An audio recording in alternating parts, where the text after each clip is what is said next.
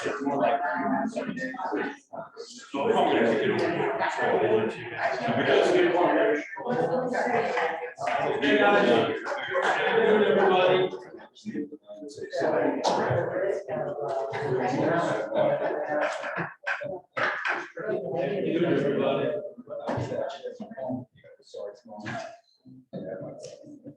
everybody. Good afternoon. Afternoon. We are calling to order at a couple minutes after 2. First and foremost, thank you. It's great to see everybody actually live.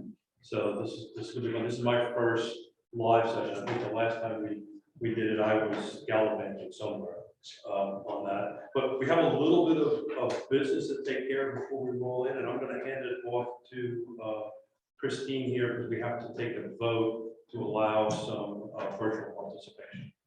Rebecca Schmidt, who is one of our new members from the Blue Ridge Health Department, is going to be using the electronic exemption due to her personal matters. We just need to do a vote to allow her to participate and vote in the meeting. So we can just call for a motion to allow that. So, Second. All in favor, let's raise our hands. Thank you, folks. So before we get onto the formal part of the agenda, there's a. You guys have a paper for them? No. Is that a requirement? Right, for you, there's no requirement. Okay. But so we have. I tried that this week. It didn't work. So we've got 4 new members here. We got Rebecca Schmidt, Antoine Brinson, did I pronounce that right? Shelby Edwards and Ron Williams. So I think if you can, somebody jump in, introduce themselves real quick, and we'll go with the agenda. So Rebecca, you want to chime in first? Sure. Good afternoon, everyone. My name is Rebecca Schmidt. I'm the Director of Partnerships at the Blue Ridge Health District, and I am in this capacity as our district director. Recently resigned, and we're in the process of hiring a new director. It's great to be with you. Great to have you, Rebecca. Antoine, sir. Hi, everybody. Antoine Brinson, I'm the chair of the Piedmont Workforce Network. Happy to be here. Shelby. Shelby's not here. All right. Ron. Hi, I'm Ron Williams, and I chair the Green County Planning Commission. Where's your accent from? A little further north? It's an amalgamation of lots of places, so. There you go. I'm from North Georgia. So moving on to the second item, comments from the public. We've got a few public here. Would anybody like to address the body? Going once, Mr. Williams, going twice. Anybody else? All right. The next item on it is the consent agenda. So we have in our package minutes, from the March 23rd draft minutes and the FY22 second quarter P&L handout. Any edits, omissions? You gotta say one thing. I sent out an updated version of the minutes that had some of the folks that attended the strategic planning session virtually that I had forgotten. So those will be the minutes that will be adopted. So I just wanted to clarify that for the body. So Second. all right. Okay, great. I'm sorry. I'll move faster. All in favor, say aye. Aye. All right. So I get to chill out for a little while. I'm going to hand this over to Ian Baxter. We're going to do a little presentation and conversation about the strategic plan and what the executive committee is recommending.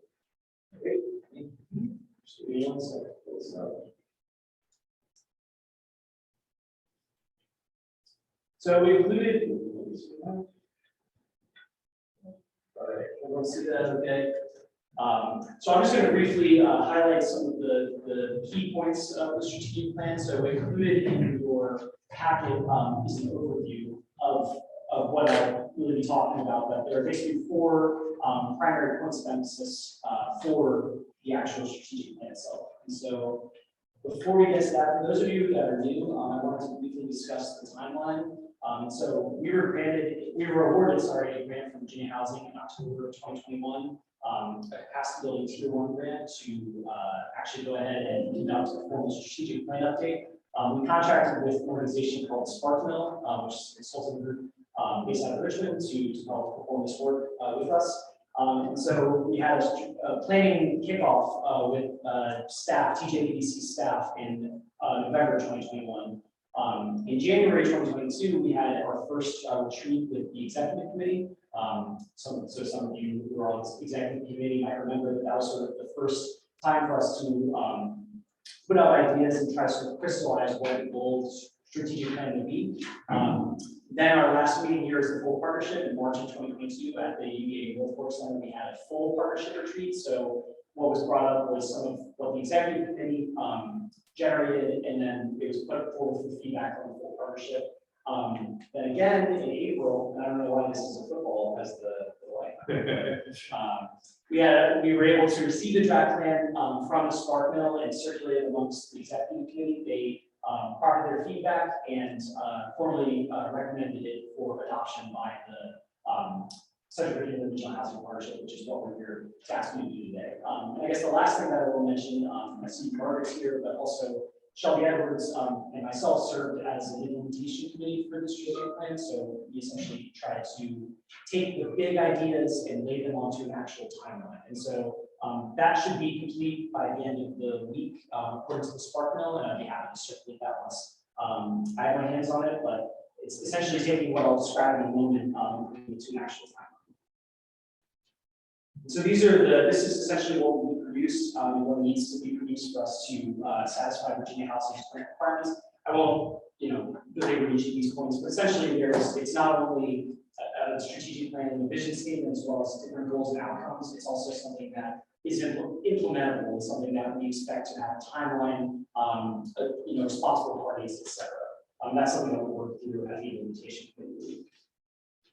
So these are the four main goals, and I'll go through each one individually, but included in the strategic plan, the goals are equipping stakeholders for success. So we're looking to ensure that localities, builders, nonprofits will have abundant access to resources they need to support and increase affordable housing options in their respective locality. We want to strengthen the affordable housing ecosystem. So this is a great example of that happening, but we want to make sure that the engagement we have through this partnership is sustained and sort of quantifiable. We want to be able to sort of leverage these relationships into actual housing outcomes. We want to deepen, and it's sort of similar, deepen and sustain collaboration between stakeholders. So consistently engaging to share ideas, whether that be in the actual RHP board meetings, whether that be through events that the events committee puts on, whether that be through other networking and stakeholder activities to produce local and regional housing initiatives. And then we want to, we want to create a sustainable infrastructure for the RHP. So we want to make decisions about how to make this organization sustainably funded for the next few years.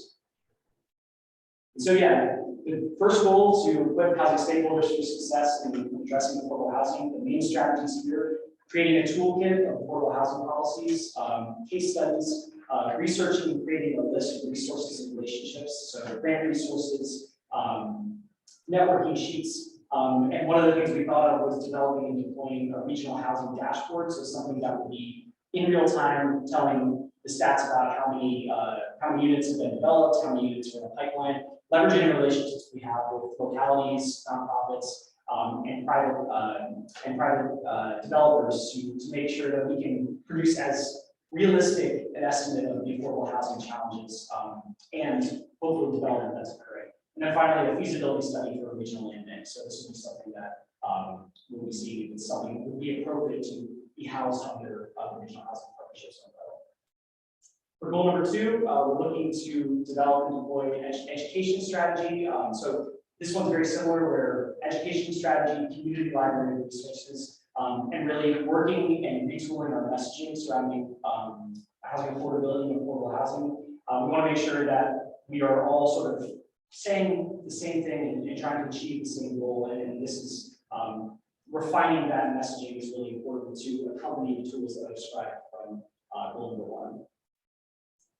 And so this sort of deepening, sustaining that collaboration between stakeholders and partnership members really trying to be intentional about having not only an updated, but a really valuable calendar of events. So I know that for example, our virtual speaker series has been a really big success. We're really happy with the progress we're able to make with that.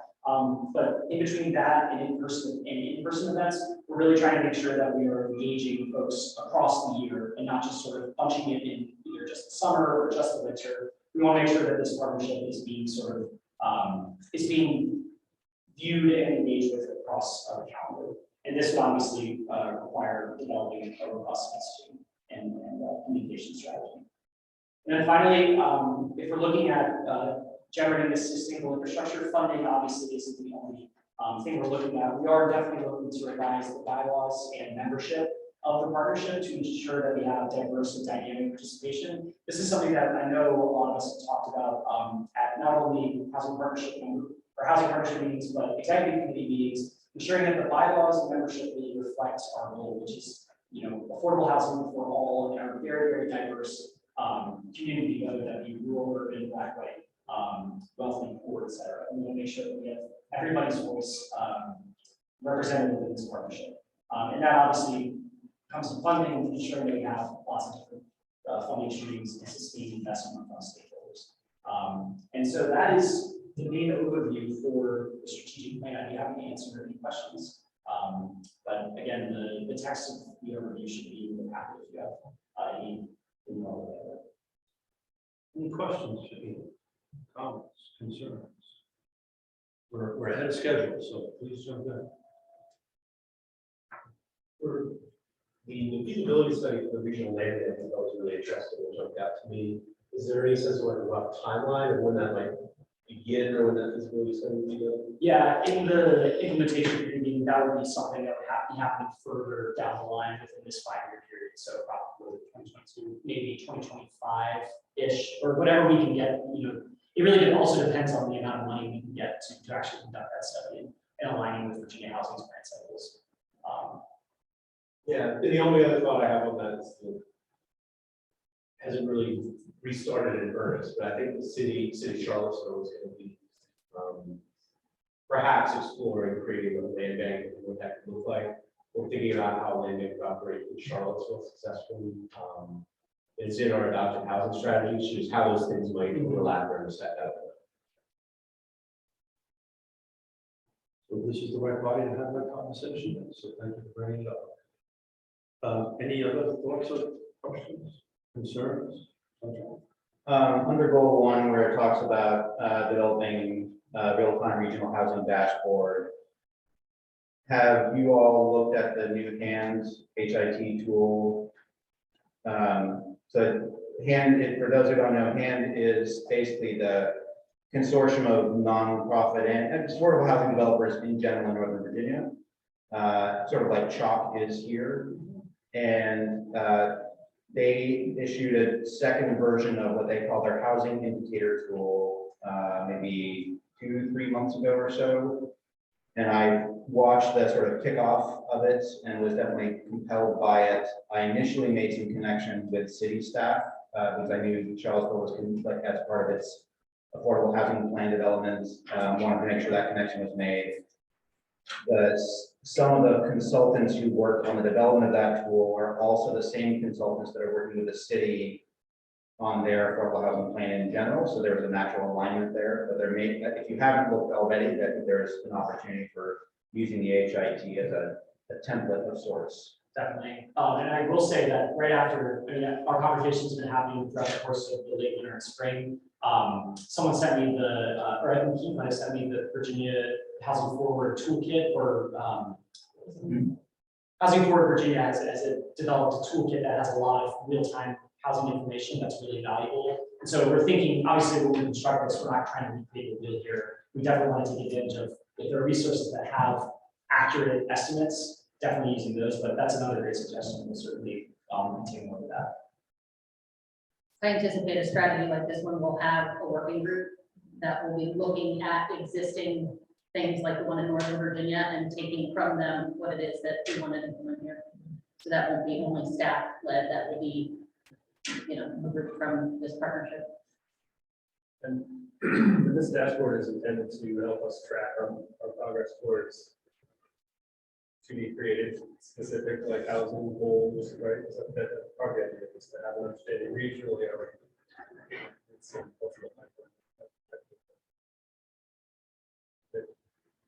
I'll see you.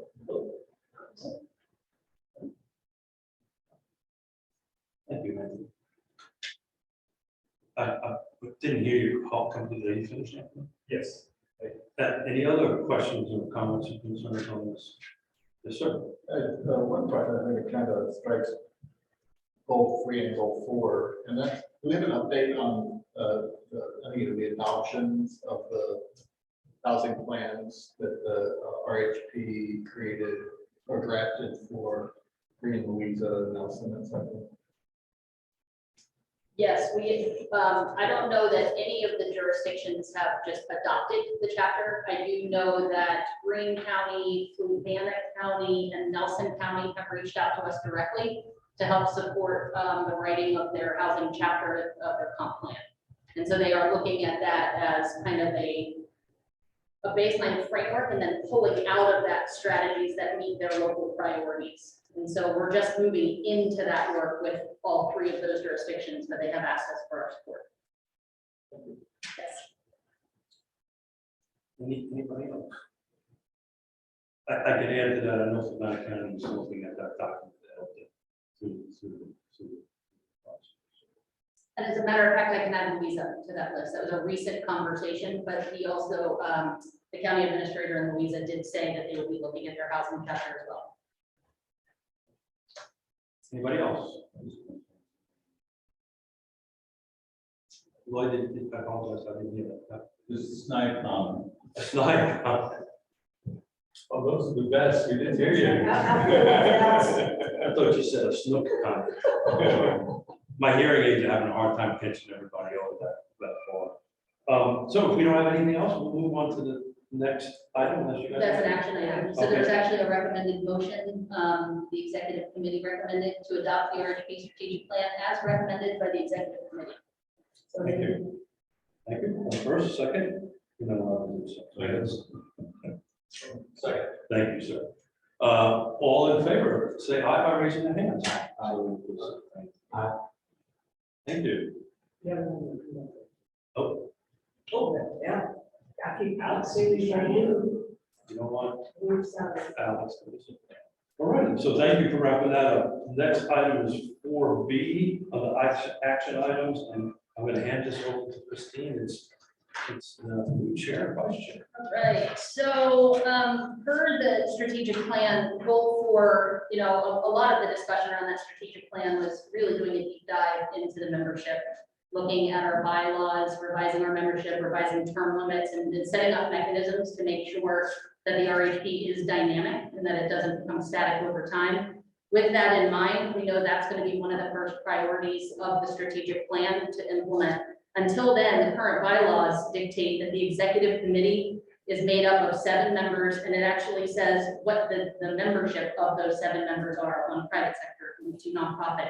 So it identifies who sits on that executive committee. However, it also doesn't have term limits or a mechanism for having the full partnership reappoint or appoint new members to that executive committee. The bylaws, we know we're going to be addressing that coming into this next year, but in the meantime, the chair and the vice chair are supposed to be appointed or elected by the executive committee.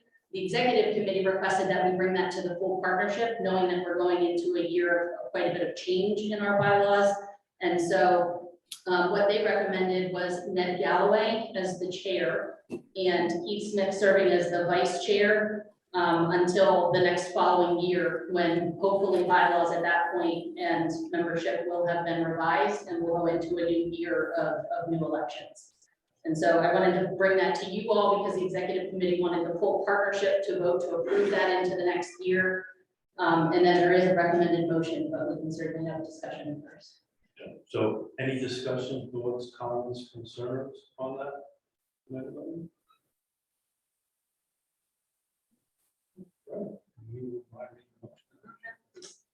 The recommended motion from the executive committee is to appoint Ned Galloway as the chair of the Regional Housing Partnership and Keith Smith as the vice chair of the Regional Housing Partnership for fiscal year 23. So moved. Thank you. Second. Thank you. All in favor, please say aye. Aye.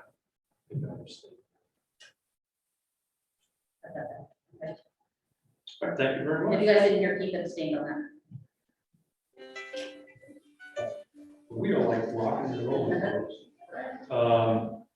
So, Miss Christine Jacobs is up on number 5, which is new business, which is, I'm glad she's tackling this. All right, so this one is RHP budget going into FY '23. And so just to recap from last year, I know that's really small, but it's also in your packets. Recap from last year, around this time in 2021, we started talking about the sustainability and the funding for the regional housing partnership and how we were going to ensure that we were going to be able to do this for several years without relying solely on the members to create the revenue for that. And so at that time, we decided to go into FY '22 with a very lean budget. The TJPDC put forth $25,000. We got a grant to do the strategic plan, but we decided to hold off on any kind of like membership dues or fee structure until we could go through a strategic planning process.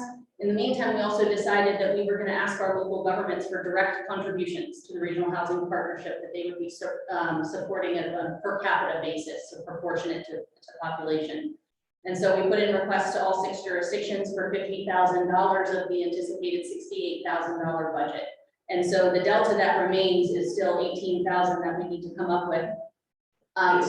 We had this conversation this time last year and adjusted what we thought would be, or the executive committee really adjusted what they thought would be fair contributions going into this next year. I think it's really important to note that we're looking at this next year's funding as a one-time thing and hoping that our strategic planning initiative will help us identify what are other revenue streams that we can use to support this work.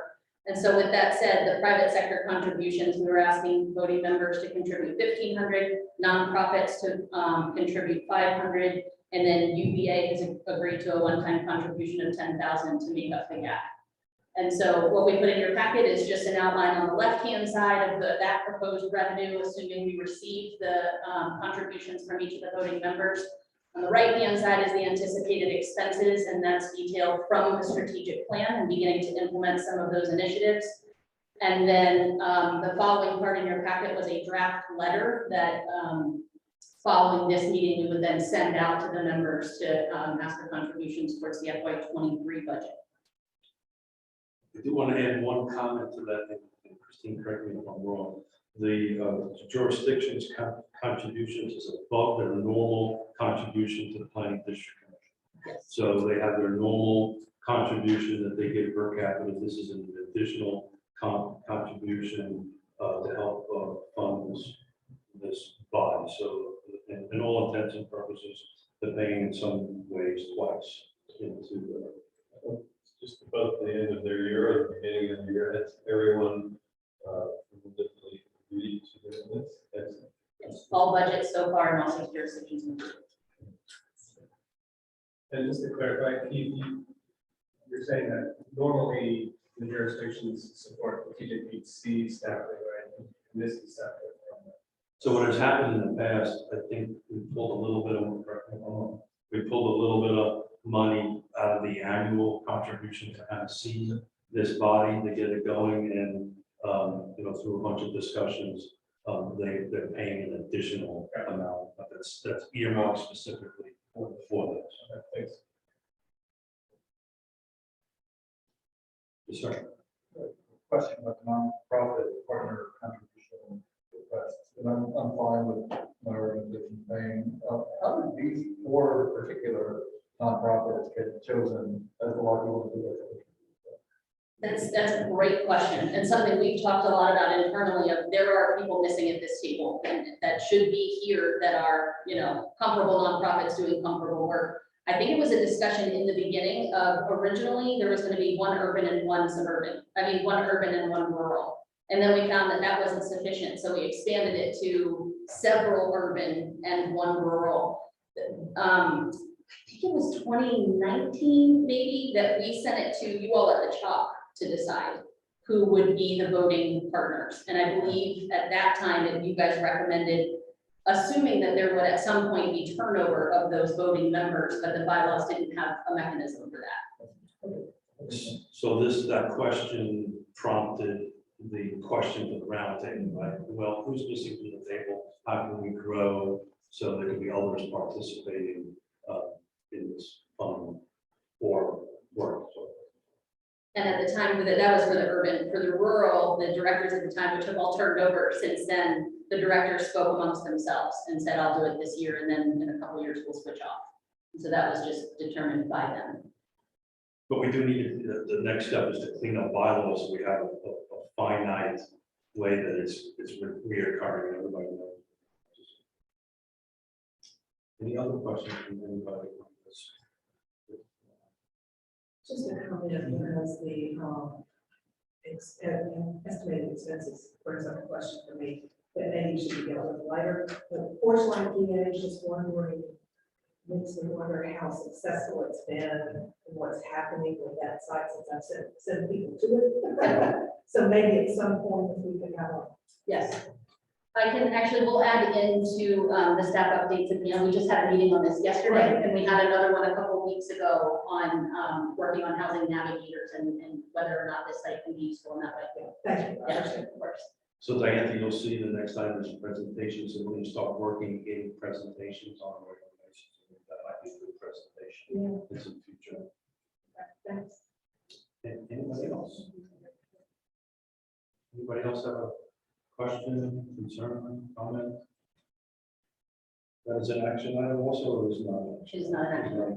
That's the executive committee, but that I just want to share with the full group. Well, before the there's letter an is sent idea out. put forward that I think will become an action item, that is that we should look at expanding the partnership. Again, that's the roundtable discussion. Does that make sense? Yes. I don't think there'll be an action item today. No. Right, so hearing no further comments, we're going to move over to number 6, which is the regional transit presentation. And Lucinda Shannon is going to do this for her, give the presentation. She's one of my favorite people in the world. Regional transit vision for the Charlottesville area is a collaborative effort to evaluate transit in Charlottesville and the surrounding region to establish a clear long-term vision for efficient, equitable, effective transit service in the region. Did I do a good job? Yes. Good, thank you. You always do. Thank you. Take it over. Lucinda. Thank you. So I'm really pleased to be here today and talk to everybody about transportation. I'm going to talk a little bit about the regional transit vision plan. And I think you all know me. My name is Lucinda Shannon. I work with Pdc. So I'll go over some background about the vision plan itself, and then talk about what we've come up with so far for the transit vision, for the goals and objectives of the vision for the community. And then talk about our vision concepts, which is kind of a network of transit services for the region. And then we're in phase 2, the engagement strategy right now, which is why I'm here today. So I'll kind of outline what we're doing for that, and then the Q&A session. So this project was a collaborative effort to establish a clear and long-term vision for transit service in the region. And it was, it's managed by the Pdc, but it is supported by DRPT. It's funded through the Department of Rail and Public Transportation grant, and Albemarle County and the City of Charlottesville contributed for a 50% match. The project website is on there, and I'm passing out a flyer. There's a QR code also that I can to the project website. So we started off in the summer of 2021, and we did a bunch of studies, kind of mapping the existing system. We looked at all the land use plans, where people live, where they need to go to, where the jobs are, and identified kind of the transit market potential of where we could have transit, and looked at the existing system as well. And then we contacted the community and did some public outreach. We had a public meeting, a survey, worked with stakeholders, had a stakeholder meeting, and worked through the website to also have some public outreach. And we identified some goals, values, and priorities for the community. We solicited some feedback on that, and we developed and drafted the network of services that I'm going to show to you today. And we're currently getting feedback on that, and then we'll be recommendations in August. I just want to go even a little bit further out and look at kind of the transit initiative currently happening in our community. So we have the vision plan, which is kind of what we want for services, what we can do, what our vision is for our community. And then the next step is a governance study, which is how we could pay for it. So Christine, I don't know if you know who got it. They approved the budget yesterday at the CTV. I just sent out an email this morning to our rep at DRPT to confirm, but as far as we know, we got the grant. So, yeah, so with also, again, generous support from Albemarle County and the city of Charlottesville, we applied for another Department of Rail and Public Transportation grant, and hopefully are being awarded that grant. And we will embark on a study to look at how we can generate more revenue dedicated to transit and public transportation in the region, and also how the decisions on how that money would be spent are made. So that would be the next study for this. So what we heard from the community in our first round of public engagement was three main themes. We distilled it down to three main themes: equity, multimodality, and climate change. So equity was looking to expand opportunities for all the residents, and that the system represents the needs of both urban and rural communities. We had a lot of rural input, and we're pleasantly surprised that the rural communities were very interested in this study and in engaging and increasing public transit for their communities as well. Multimodality is to reduce the reliance on automobiles, and then also climate change. There's a pretty large initiative in this community to be resilient and help protect the environment, and transit is been identified as one of the key players in that activity. So there's two vision concepts that the consultants came up with. And what we did was we had a 3-day workshop with the 3 transit providers, CAT, John, and University Transit Services. And we came up with a constrained vision and an unconstrained vision. The constrained vision makes an assumption that we would be able to generate a similar amount of revenue. We would use a system to generate revenue similar to what the Central Virginia Transportation Authority is generating. So that would bring in about $26 million more to the region for public transportation. And so that was what our constrained vision looks like.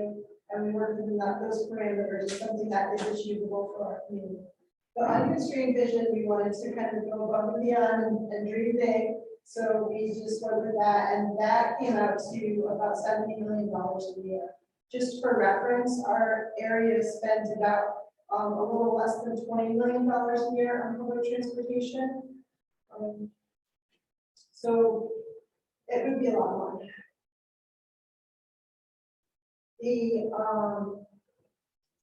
The services, so let's see, these charts, if you look at these charts, you can see we tried to look at the left-hand side, the first one is the baseline of what we currently have. And then the right-hand side is the constrained vision. And you can see the percentage of the population. So the first line on the top is residents, and currently 8% of the residents have a 10-minute or better transit service. They can wait at a bus stop, the bus comes every 10 minutes, and they are able to take the bus to where they need to go.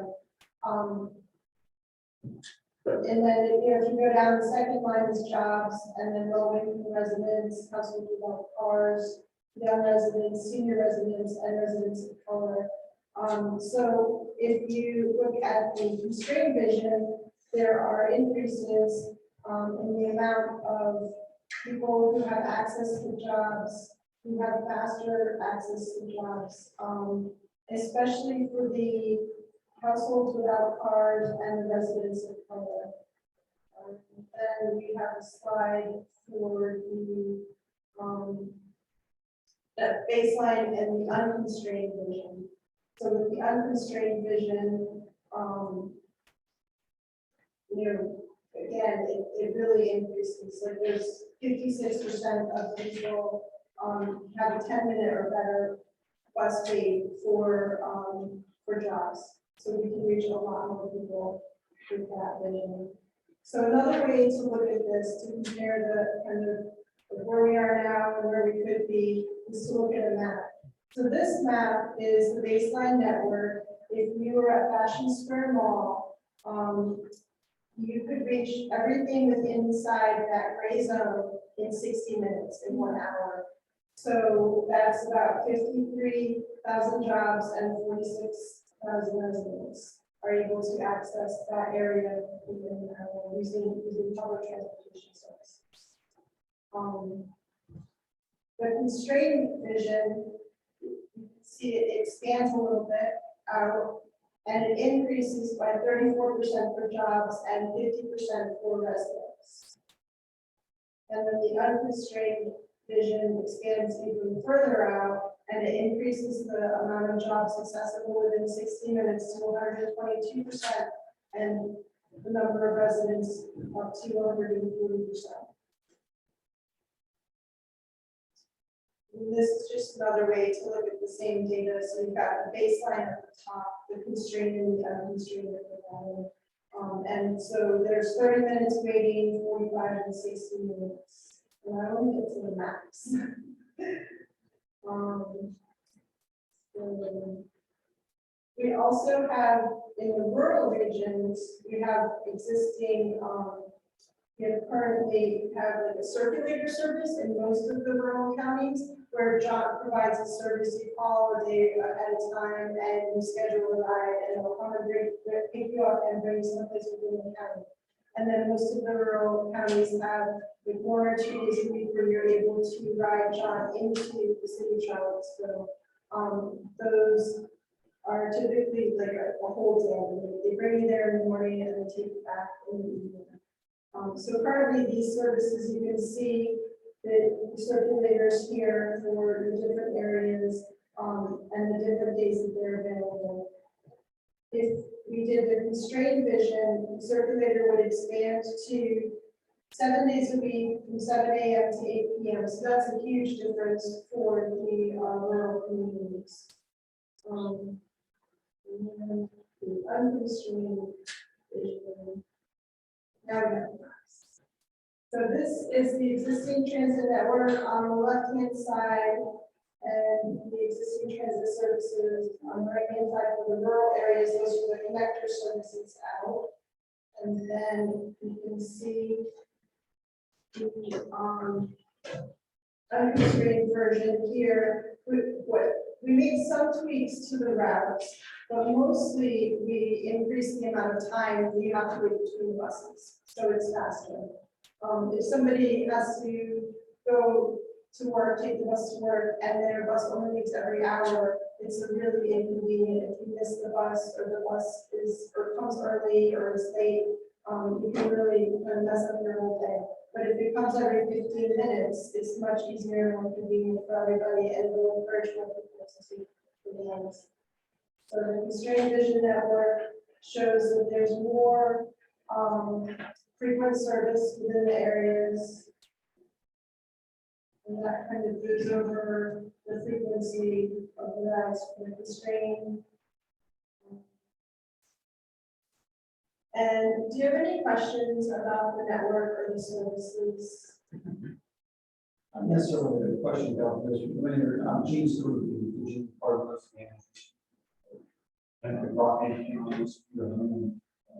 I apologize for anyone past part of that. With this, has a brand new emergency management person. Allen County has a fairly good emergency. And I'm just wondering if the transfer, I know a lot of times the emergency operation plan is maturing process of right now. Working with them for evacuation routes or anything like that. And I'm just wondering if y'all expanding this, if you have reached out to them or they have reached out to you to try and develop this into plans. Yeah, so this is kind of like a higher level vision, kind of sketched out rough draft. Right. The TJPDC doesn't provide bus service. We're working with the transit providers, and I think that that would be something that would come when we got more into the details of exactly how the routes would go, and that would be a discussion between the bus service providers and the city, you know, the city services. That's very much. Thanks for coming. And did you get a flyer? You're having a public meeting and we survey. Okay. So good, go ahead. The world circulator, is that what it's called? So the vision for 6 a.m. to 7 p.m. That would be a drop off at 6 a.m. and then a pickup at 7 p.m. Is that right or no? No, so it would be every 60 minutes and it's 8 a.m. to 9 p.m. and it would be every hour. What is it currently? So currently, like, it's different for every county, but I'm thinking of Nelson County is, I think it's Tuesdays and Thursdays. And I think they start pickup at 8 a.m. And so they can pick you up at your house at 8 a.m. and then they bring everybody into Charlottesville. And then they start picking people up to take them back to Nelson County around 2 or 3 o'clock. So it's just like a pickup and a drop off, but this vision would be every 60 minutes, how many drops? Yeah. And a couple things to add into that, in the rural localities, in the unconstrained vision, it also starts looking at on-demand zones. So adding to that connector service that's every hour, it also has the on-demand zones that can connect someone to the connector. And then that connector on an hourly basis would bring them in to the new network of the city and the county of Elmore. And so that they can then access anywhere within the county connecting to the backbone service. Yeah. So yeah, the yellow, all the yellow areas here would be like on the end zone, kind of like the vertical.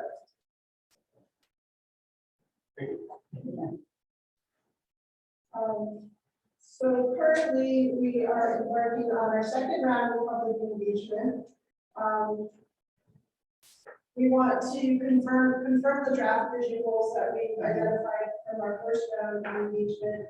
We want to explore the alternatives that we just shared with you and get feedback on them, and for preferences on the future outcomes.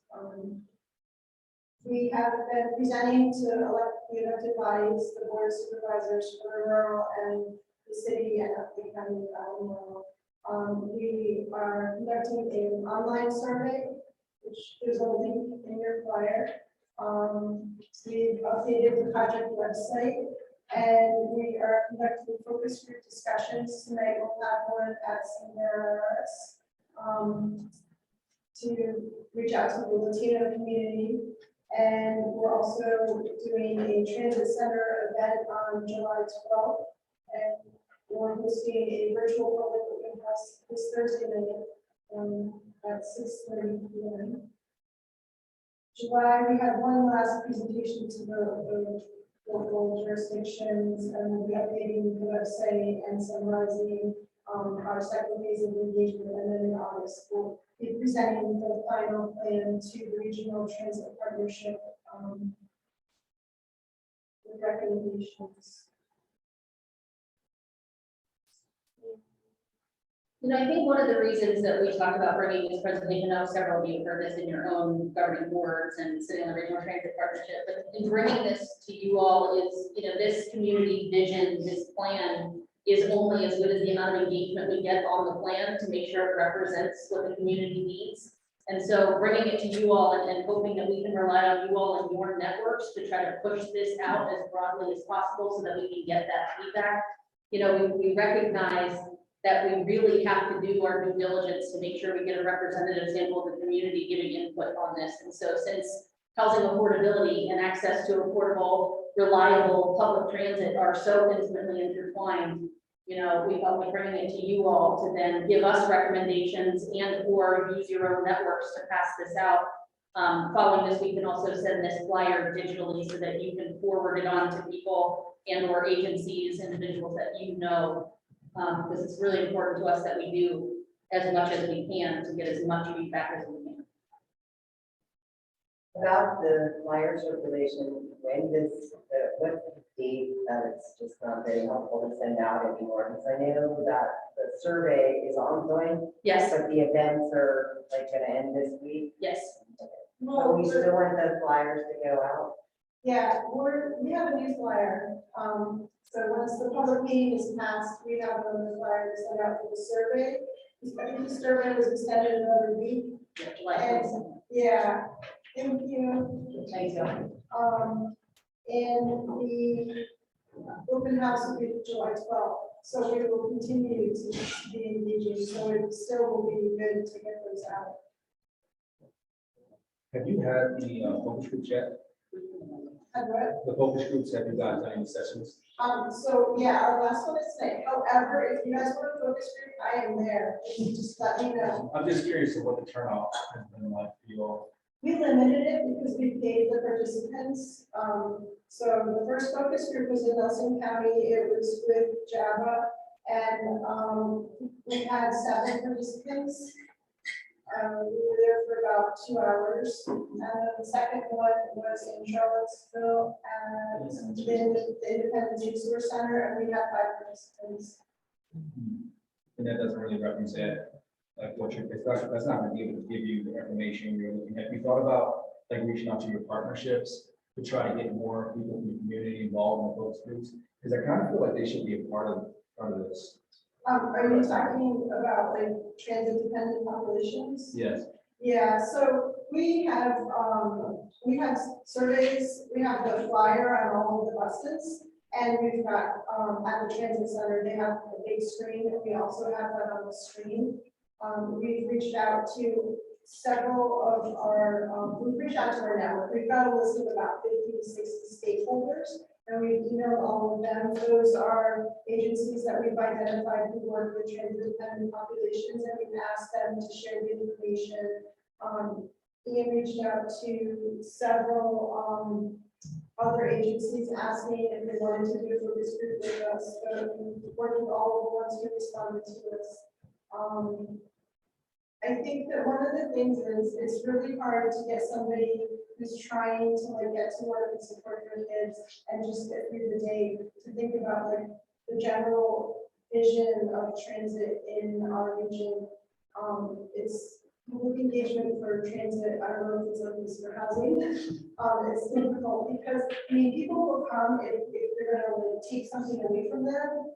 You know, if they're upset about something, but when you're talking about something that's kind of general and specific, it's much harder to get the populations that like we're thinking about because it's just not a tangible thing. We're not saying like you're going to get this or we're taking this away from you. It's just kind of like think about the big picture.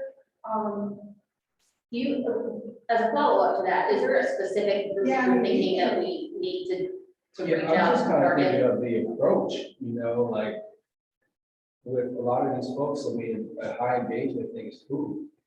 Like if you guys did something at the stations and you had a little get together and say, hey, there's gonna be free food here. I guarantee you'll have a bunch of people turn up. And that's an opportunity to get feedback for this. Because I feel like we really need that engagement and the emails aren't working, the partnership outreach isn't working. You might want to just adjust the way you're looking at it. And I'm sorry, it may just be that I'm not hearing really well. When you refer to stations, what stations are you referring to? I apologize. No, you said that you did the focus groups at like the stations in the different localities. Am I understanding that correctly?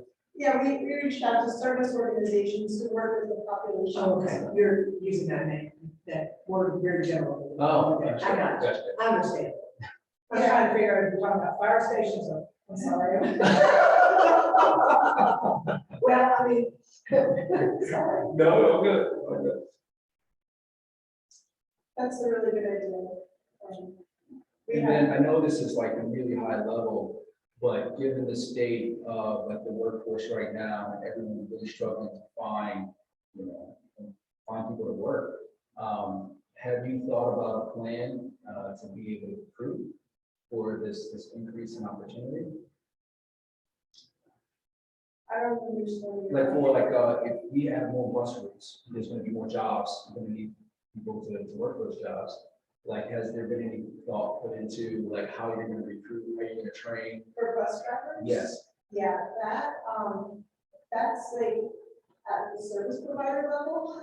So we do, I mean, we work with the Regional Transit Partnership and we are trying to work with the service providers on helping them with that. But that's kind of like more down in the weeds than this study is. And this is kind of like a higher level of, you know, what we could have for services. I only asked that question because I'm just thinking about like our landscape has changed, especially with employment and people wanting to work. And I feel like where we are today, that might be a high level discussion that you want to have. Because before, I would say before COVID, that was in the weeds, but now, I mean, rolling something out like this and not really having a plan for employment, and I understand that's kind of below this, but maybe that's just something that I would encourage you to maybe just think about. And I would just second that. I mean, our existing bus routes obviously have a shortage of bus drivers. A lot of our routes are delayed or some changes haven't been able to implement because of existing shortage. And I don't know, you know, I do hear the point that it's tough because it can get like too specific, but that's definitely one of, I think, our biggest challenges, and even at a high level, like the wages, unionization, like what will attract the drivers to do it, to me, seems like inseparable from this. So Lucinda, I would, in my head, and I'm gonna get away from fire stations. In my head, that discussion is going to happen when we start having our discussions about the importance of the authority and where the authority is going to come in, because the authority will put everyone under the same umbrella, so that the salaries will be the same, the benefits will be the same, and I think we definitely have to have that discussion. It just seems like to me, maybe I'm wrong, but that's one of the benefits of having a transportation or transit authority. Then we have a way to generate money to pay for this, and we can get everyone on more of a level playing field and stop playing whack-a-mole, you know, with wages and with benefits. And please correct me if I'm wrong. No, well, you are correct. We're trying not to use the word authority at this moment because we want the government study to consider all options. Right, but that's why we're having the government study to begin with, is to see who's at the table, who's playing in the sandbox. And what the governance would look like, right? And that's coming out of the regional transit partnership, so, work that we've been doing now for about 4 years. That was the intent of the regional transit partnership, was to start the discussion around transit, and then eventually see if the community is ready for an authority. So the governance study is just another part of that. Well, I hope that's fair. Yeah, no, that is fair, and we have in our public comments from the city council meeting, your statements on looking at the workforce and developing that, and then combined with this, we will bring that back to the consultant and talk about if and where this fits into either the visioning and or the governance and or implementation once we get to that point. But it's not a topic that we're dismissing. We're just trying to figure out how to fit it into the scope of the existing study. And hearing you loud and clear that it is a part of a vision is ensuring that we have a stable workforce in order to support the transit needs. So That's awesome. And I, You know, noted that and I it have has that to be we have out of our Yeah. discussion. I mean, we can't keep playing whack-a-mole Right. every year. Yeah. No, but we hear you. Stealing drivers from each other, or, you know, Right. just, it's not sustainable. right. I'm taking notes. Yep, we've got We it. have a question at the, I think. Piggybacking on what you're saying about the food being good resources, is the Louisiana County Resource Council already involved? The Man of Meals on Wheels, I'm just trying to think of all the places where those are people who service the people who can't get out. The Louisiana County Resource Council has a huge reach. And people do get to them, but I see taxis in there for people to try to pick up their food. So it'd be an excellent one if you haven't already reached out to them. Great, thanks. Um, Yeah, thank you. Lloyd Runnett is the. Are you still on that? Lloyd Runnett, RUNNETT. Thank you. Sure. Any other questions? Just a quick question, and maybe it's not there. There's not for the Connect service, which is the trips per day for Job Connect. There's a graph for the constrained, but not for the unconstrained. So is that only being looked at through the constrained? I'm sorry. If you go to if you go back, there's a chart for baseline, existing Connect services, right? And then the next slide is the constrained, but there's not a slide for the unconstrained. Is it only being looked at through the constrained? No, we just kind of didn't put it in because we didn't want to add too many slides. Oh, okay. So I mean. But the entire, to your point, this entire, in its full form is on our website, and when we send out the new survey flyer to you all, we will include a link to the project website that has the full draft plan. Yeah, we do have those charts. I was just trying to make it simple. So I'd like to do a little bit of a protocol right now, since I allow 2 public members to ask questions. So it's kind of right. Is there anybody else in the public that would like to ask some questions? I think Alex is online. Just wanted to give everybody an opportunity to ask questions. Any other questions? Yes, sir.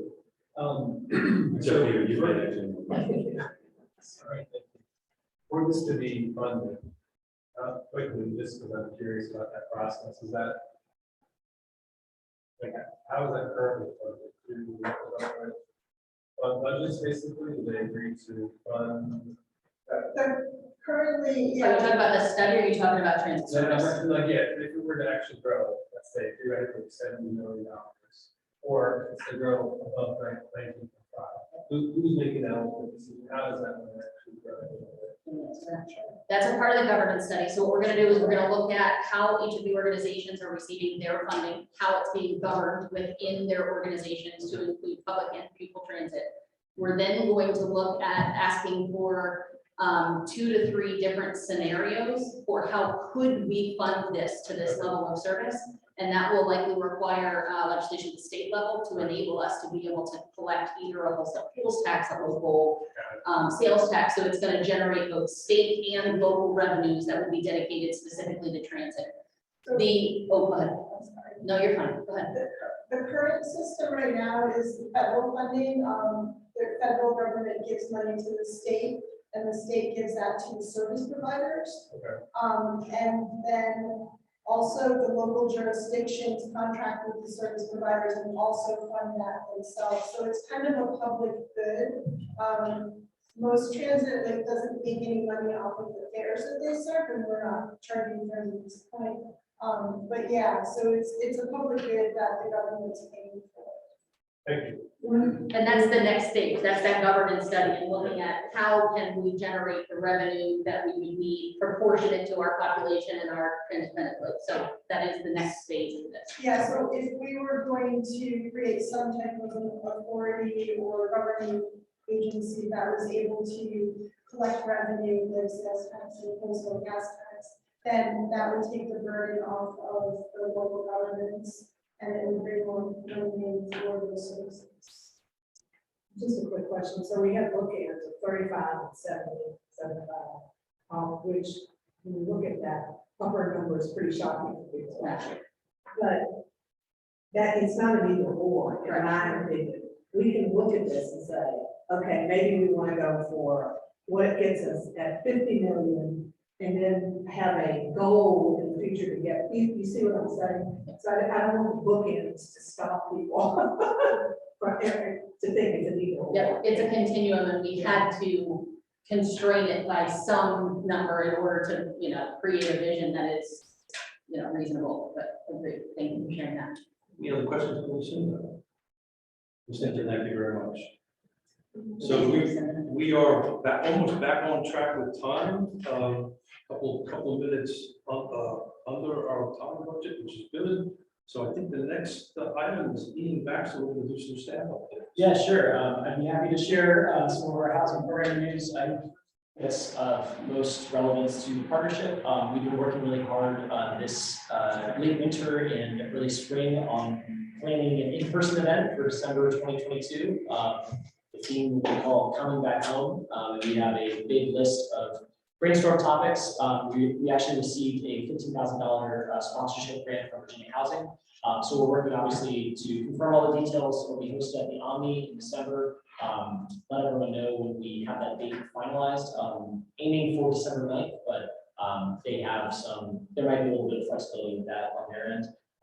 So yeah, we're going to ask in the coming months. We'll be creating obviously information and details, but there is fundraising that will need to be done, and we'll be relying on the partnerships that leverage their networks to help us with that fundraising. But more information on that will be forthcoming, and I'll keep these other updates very brief. For the Pdc Development Grant, we're officially under contract with all three of our development partners. So, well, one of them is a joint project by the Habitat for Humanity Greater Charlottesville, Piedmont, and Fluvanna to construct affordable homeownership units across all 6 jurisdictions. The Charlottesville Redevelopment and Housing Authority for their South First Street affordable rental unit renovation, and Virginia Supportive Housing for the Premier Circle project. And so we are officially under contract. Our first reimbursement will be occurring come July.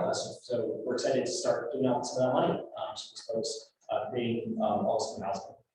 For the eviction reduction program, we have our next advisory committee meeting next week, but the program has begun in earnest at the Housing Hub, which is Piedmont Housing Alliance maintains that office. And so all the staff that are running the program have been hired. It kind of dovetails in with in a moment that we'll talk about the porch light tool and how that can perhaps serve less as or just only as a public facing affordable housing locator, but also something that housing navigators can use to strengthen the ecosystem of housing navigators in our region. And I have some brief updates here about home and HPG. For HOME-ARC, which is the American Rescue Plan home money, which is designated for specific types, specific at-risk populations. We've contracted with PES Consulting to conduct and perform our mandatory amendment to the 2020 Home Annual Action Plan. So essentially, it's a needs and gaps analysis of these qualifying populations. Those are primarily folks who are homeless, at risk of homelessness, or at risk of domestic violence, stalking, human trafficking, et cetera. It's a pretty exhaustive list of those remaining populations.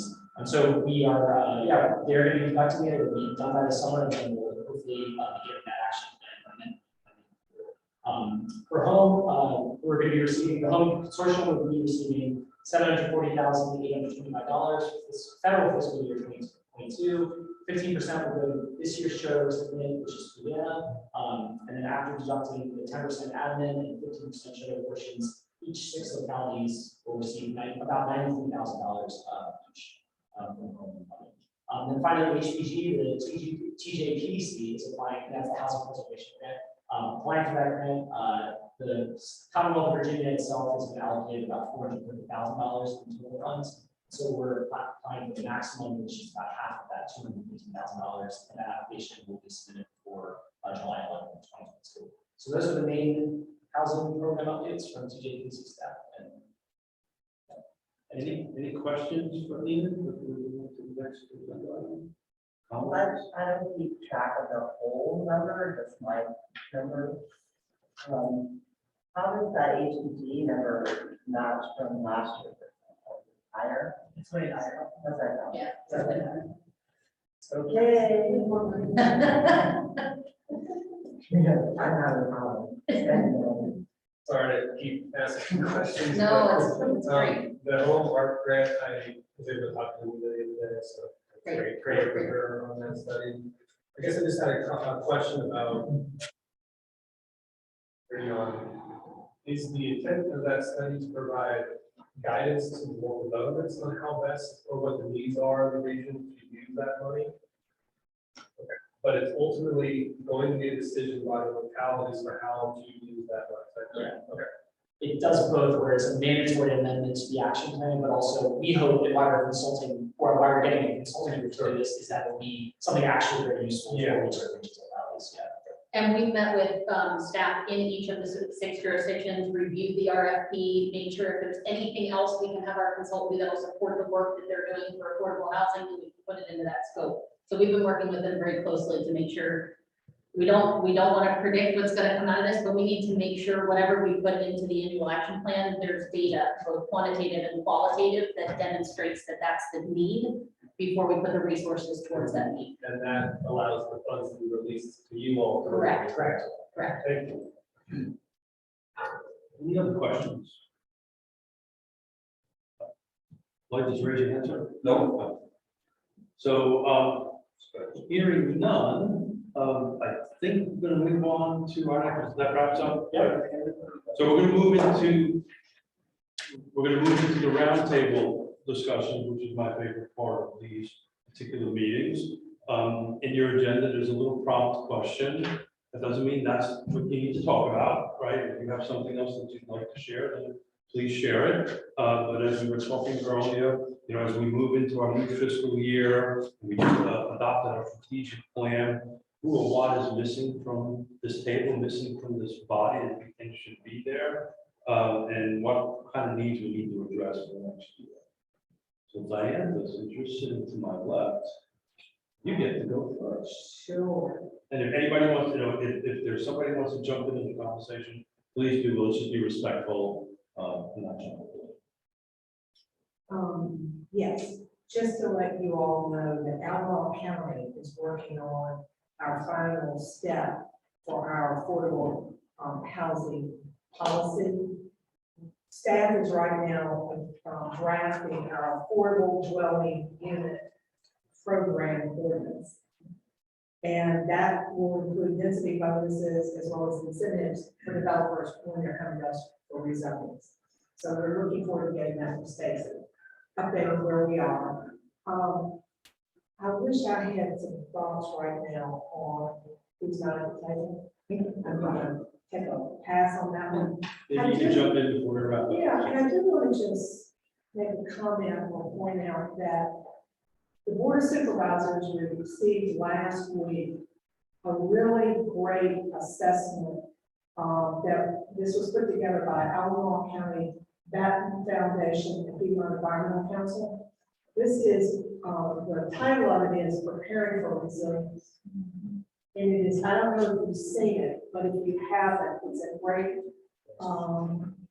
document to take a look at, because we all know that at our borders, things don't absolutely stop.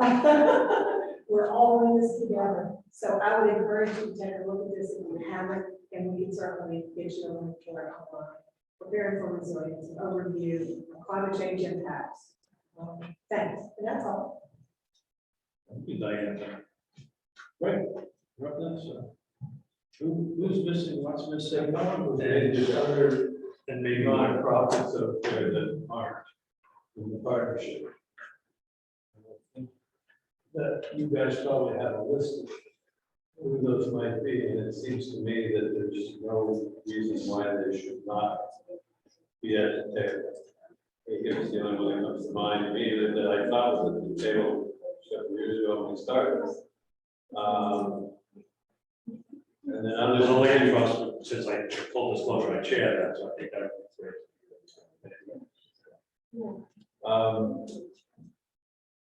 And better representation of the people most in need and need affordable housing,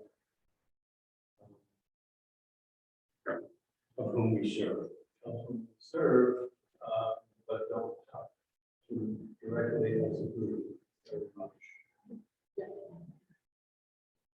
And I'm not smart enough to say what the clever way to engage more effectively is, or we would probably down. I think you sound something of a short break, but that's okay.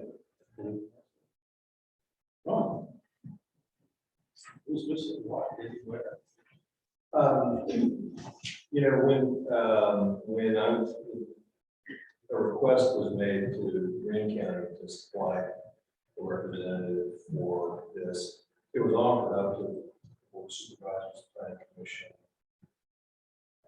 some folks, and my predecessor, Jay Willer, in the Planning Commission, was Representative Green here. I noticed that we also have representation from the Board of Supervisors, a few of the counties.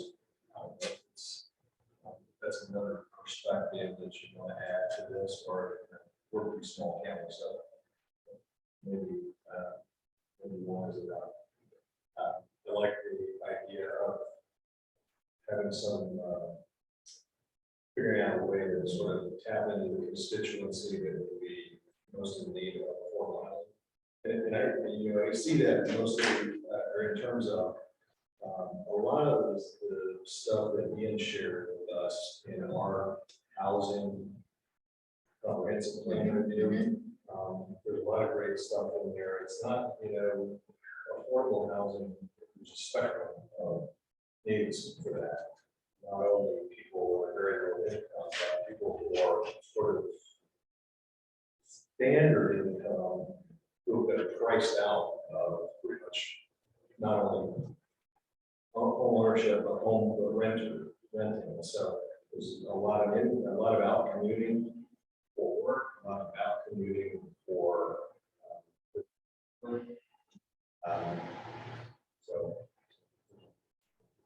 I can't tell you how to identify who that is, but get a good sanity check on it. So, Ron, in my language, I don't use affordable housing, I use housing affordability. There's a kind of approaches a little bit of more, more. Maybe at some point we might want to adopt that term as a formal. Personally, in my language, I don't use affordable housing. I use housing affordability. So we're Michael, sorry. Sure. Well, I guess first, big update for the city is our zoning rewrite process is just beginning. And last week, the framework for that published, which is curious they could read. I think it's over 100 pages, but it is very interesting. I read it up all. It was exciting. It was exciting. And that's obviously going to be very transformative for you, as well as include street by street analysis and development of inclusionary zoning ordinance to go along with the zoning rewrite.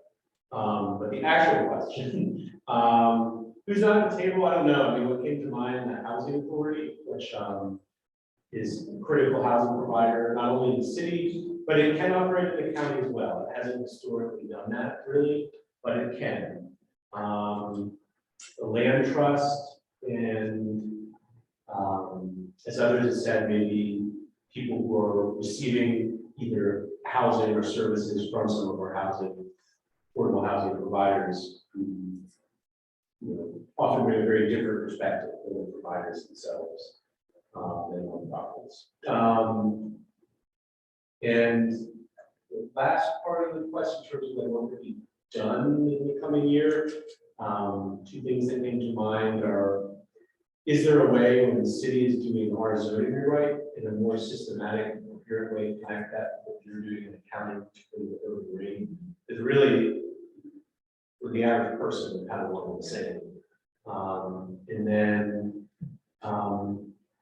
how do we regionally get a more systematic approach to land acquisition, which I think can be really transformative, particularly if we finally have a more systematic way to acquire land and get it under the control of community land trust, CRJ, and other nonprofits. I think if we do that, we can start to really make some exciting transformative difference.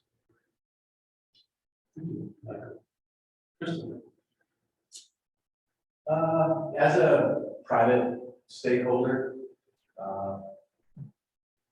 I am grateful for the contributions of the other private stakeholders at the table here, but and I don't maintain 100% attendance either, but as I'm revisiting the list, we may do well to up the participants from the private sector. What about the Blue Ridge Home Builders Association? There was something more formal representation from that here. Yeah, well, I thought about that in a couple ways, because Keith, I think you wear a variety of hats when you sit at this table. So I think about builder members, developer members, realtor members. If you want a liaison from the Blue Ridge Home Builders Association, I mean, you might not need to add to the group, you know, if you want to do that. That might be something I think I can go back on. But there may be someone in that group that could participate in addition to myself. That's a good idea. Anthony, you asked too many questions. You forfeited your ability. No, I would never do that. Okay. Sir. So we are in the midst of a name change, so kind of give the heads up here at the Blue Ridge Area Coalition for the Homeless, now formerly known as the Thomas Jefferson Area Coalition for the Homeless. We've not gone public yet. We go to the website that we're going to launch as well along with that. We're just waiting on some IRS official approval and some minor tweaks to the website, but anyways, wanted to announce that. And in terms of what's missing, I think, I don't know if this is a good idea, but I'll just throw it out there for the sake of conversation about this, but if we are thinking about expanding membership, what would the model look like where it's open to any nonprofit that would be part of it? Fee or private development, there was just like a set, fee structure or participation fee. Something about what would that look like? What would that cause problems with potentially? I'm not sure, but that might be an interesting way to think about it. Because then you're not playing favorites and then any particular and just say, hey, housing affects everything that we do, especially in the human services. So that might be one way to think about that. And then I think, we had a lot of conversations about this strategic planning, which would be fruitful, I thought, and the dashboard, I think, is something I'm really interested in and fascinated by, and I think that something like that being part frequently of these meetings, taking a look at the numbers and being really data driven about both the need but also our progress. I think is something that's going to be important that I'd like to see as part of Thank you, Anthony. Okay. For anybody who, I kind of came into the position of director of families and housing towards the beginning of the COVID pandemic, so there's a lot of people that didn't connect with them until recently face to face, but we're really glad to give them our support. I really love the ideas of increasing our partnership. We discussed this at the Virginia Governor's Housing Conference, really getting more groups involved. Our focus has been on senior housing in our areas. That's our desperate need. The outer counties are a little bit older with populations, a lot more seniors. So I think that's been a little bit not underserved, but just not seen as at-risk for homelessness.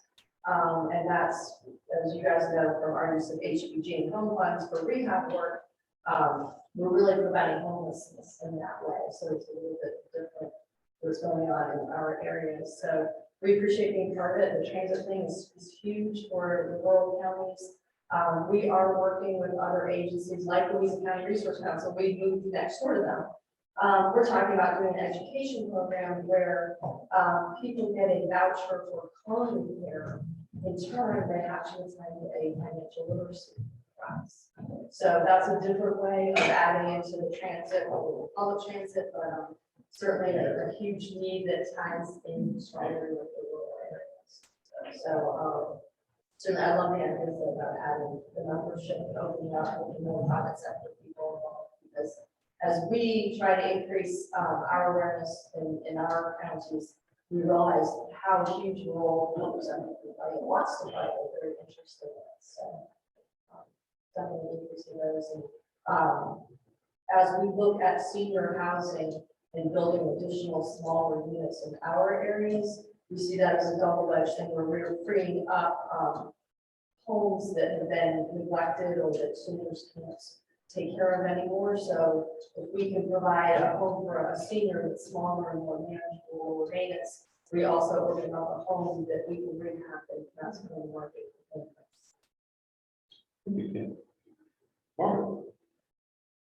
I didn't really think about new businesses. But more blighted business, and I kind of want to bounce off of what Anton was saying about the transit plan and the transit vision.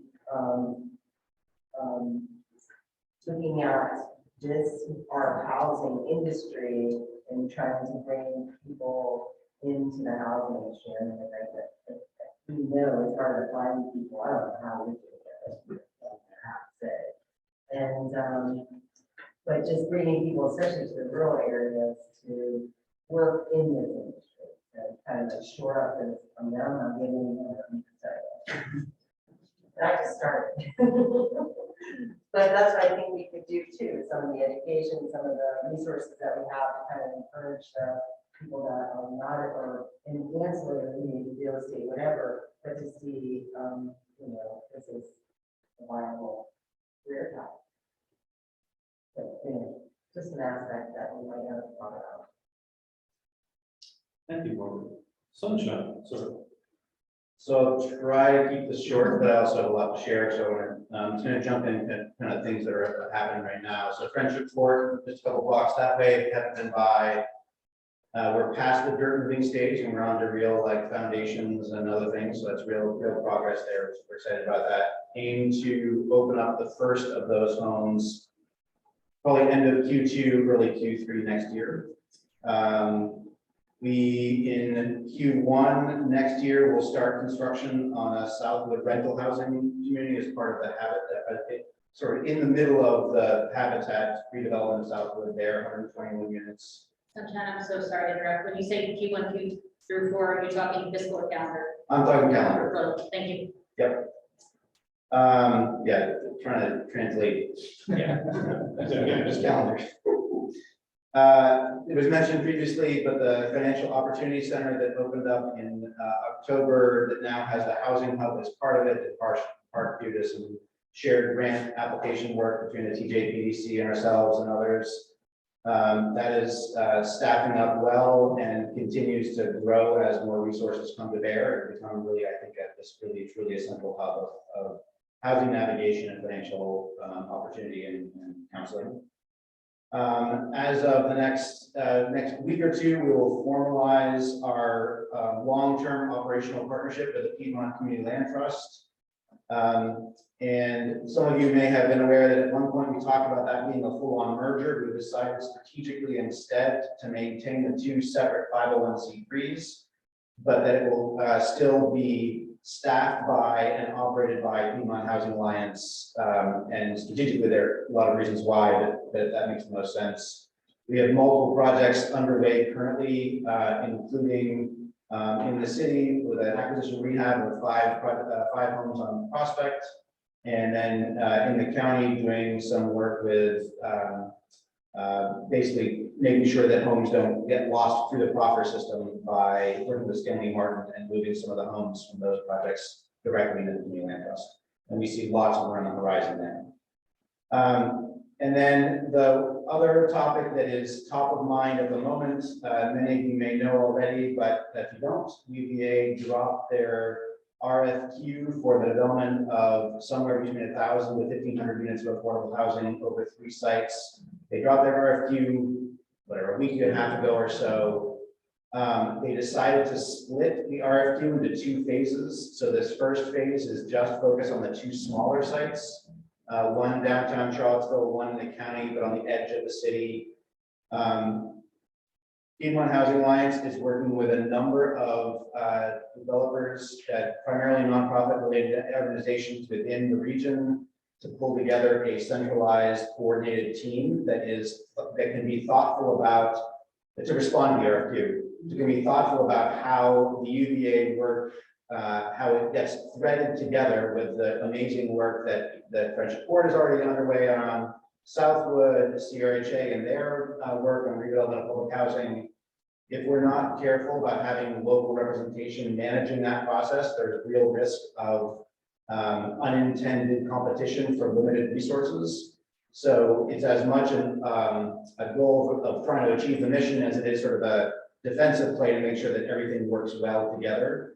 So Piedmont Housing will be acting as the backbone nonprofit entity, but Habitat, who Dan was here, Habitat would be a partner, TJAC would be a consulting partner, the Community Land Trust would be an active partner, and we're still in conversation with Public Housing, CRHA, and New Hill as potential partners as well, to try to bring together a holistic application. One of the things that they're going to be seeking, this is a national RFQ. So there will be teams from across the nation. Most of them have no sense of Charlottesville at all, or the region at all. And one of the things that we have an opportunity potentially, and this is up to the board and how you want to consider this, is the idea of we're trying to get as many letters of support and letters of reference as possible. I think the collaboration between the nonprofits that I just spoke of aligns well with a lot of the strategic planning goals that we just were identified in here. I don't quite know how to do it formally, but I would ask that if the possibility of the RHP being willing to provide a letter of support for our application. So let's talk a little bit more about that, but before I do that, because I want to give Antoine enough time and Lloyd comes back to do this. We're coming up on 3:30. Is everybody okay with extending a little bit longer for this conversation? Great. I think this what Sunshine has mentioned probably should take a little bit more conversation as a group. In full disclosure, I am the chairman of one of these bodies, the Piedmont Community Land Trust. Also, my initial thought on it, throw it out to the body here, is that this probably should be brought back to the executive committee. To have a discussion about that and then take some sort of formal action, unless this body feels that it should be everybody here. In that vein, what is our next executive? I have a feeling there's a timeline issue. We might have to do an emergency meeting. So while they look up the time on when the next executive committee meeting is, July 27th. Is that too late for you? That is technically not too late because the application is due on August 2nd, but in terms of the process of wrapping all the documentation together, it would be preferable to have something by July 15th, the latest. So if it's the will of the body, I think the executive team will get together and try to see if we can put an executive committee meeting together prior to whatever that date was. But clearly it has to be the will of the body if this is what they feel is appropriate. I don't think it's a formal action item, but if there's a consensus.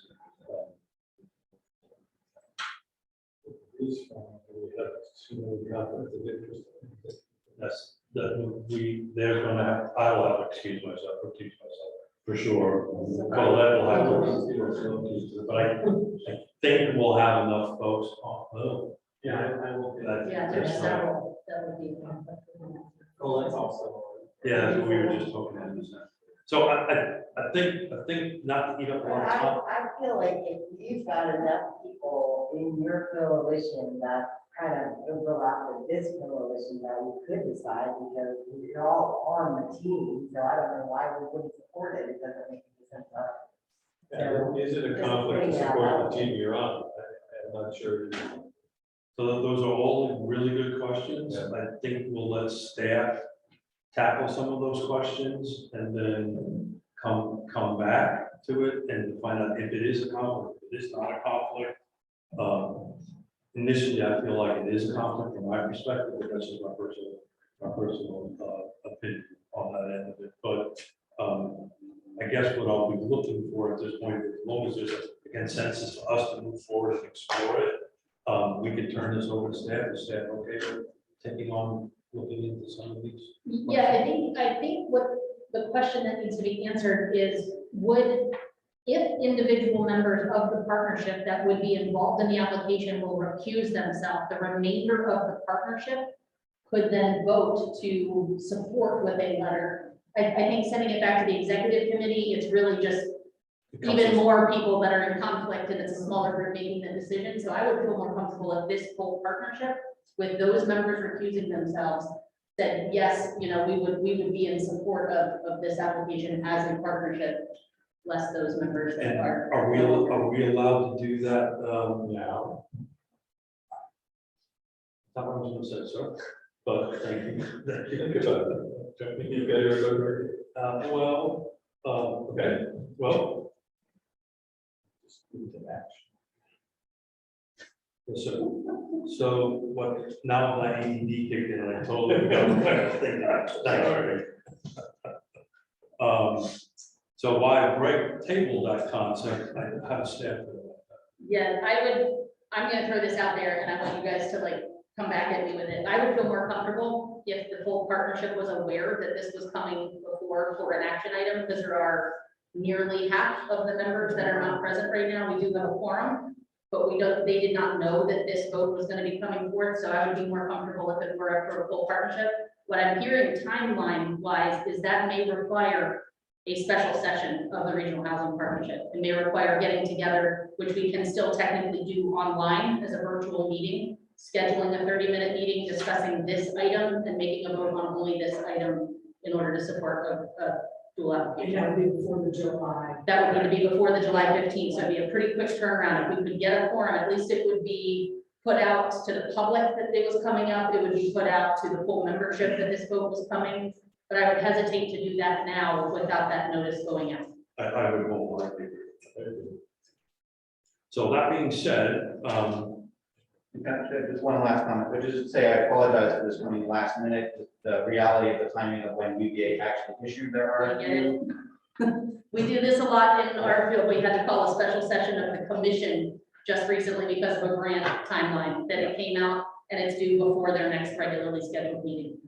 So we'll put out, I'm sorry. We'll put out following this, a meeting poll with 3 to 5 time dates to see if we can get a majority of people to be able to participate in that and try to get it in before July 15th. so I refer to that RFQ as more like War and Peace, but that's an insanely long RFQ. Anything else to add before we move on, Sunshine? So is everybody in consensus is okay with us moving forward in that? Thank you. Lloyd, you were up next, sir. So we're looking at who's missing, what's missing, and anything you wish to add. I don't really have anything to add. Michael talked a little about the city situation. I would just like to say, for those of us at this end of things, it is often very hard for us to hear what you all at that end are saying. Particularly for those of you on this side who are talking to those people over there, and I can't read your lips. It's not helped by the fact that the ventilation system is blowing right up here, and that's a constant white noise. I wonder if it would help if the chair and the leadership folks were located in the middle, and therefore we could be talking to the middle, so to speak, rather than turning our backs essentially on half of the group. Thank you, Lloyd. As you know, I have hearing aids, and I'm struggling to hear everybody on that end of it. So Christine came through loud and clear, by the way. Nice, good, Are you not strong shouting or voice. not loud? No, you were clear. I also know for our feedback that we've gotten for our online folks through the OWL cameras, you have to speak pretty articulately and pretty loud in order to make sure that they can pick up online. So that's something that we all also have to be mindful of when we're communicating in this room, that we have, virtual participants. So thank you, Lloyd. We're all learning how to do For this. those of us who haven't done this in 2 years. Yeah, we're all of us are relearning how to do this. So my apologies for not being able to hear that. Did you say anything interesting? No, it was me. Okay. Well, you know better than that. But do you have anything to add? No. Anything of substance to add? No. All right. Antoine, we saved the best for last. Oh, man, I'm glad I didn't have to go up to Sunshine. I know that. No, I'm happy to be here. This is my first meeting, kind of flat walk, taking it all in. very, very amazing work that you guys are doing. I would say if I had to add anything, I would like to, I'm completely in line with you guys and just really diversifying the people at the table. You know, Keith, I think you said it well, you know, like it's a much wider spectrum of folks that can't afford housing now. And I think that it's worthy of really looking at who those populations are and see if we can get representation from those areas. I think the more different perspectives that we have at the table, the more informed our decisions will be. So, Thank you, Antoine. So my quick little wrap-up comments on that, and it was great to hear everybody, except the lawyer. It was great to hear everybody on this. You know, I use the 4 pillars for housing affordability. It's the local governments, nonprofits, for-profits, and the people who we serve. So what I heard pretty clearly is we got to add more to each of those columns at this table, and that was great. That was kind of where this organization, and I'm kind of happy that's what we ended up hearing on it. So thank you for everybody. We ran a few minutes over, so thank you for the indulgence of your time. And staff has something. The only other thing I was gonna add is, as far as expanding membership, considering whether or not we could find state representatives that could be a part of this, whether through Virginia Housing or VHCD, or if they wanted to engage in the work of the region. Diane, did you want to add anything? So then, hearing no objections to adjourning, even though I didn't ask, we're adjourning anyway. So thank you very much. Thank you.